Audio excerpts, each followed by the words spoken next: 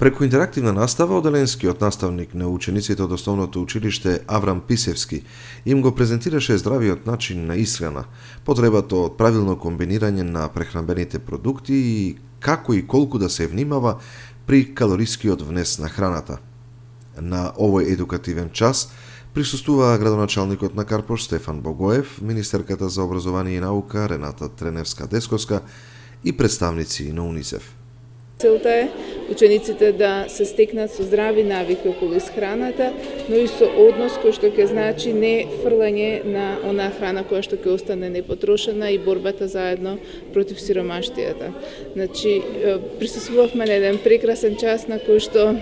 на интерактивен начин учениците заедно со нивната наставничка, но и со нутриционист кој што беше поканет денеска во ова училиште, учеа за она што е здрава храна, каков треба да биде соодносот на храната во нивните чини со цел да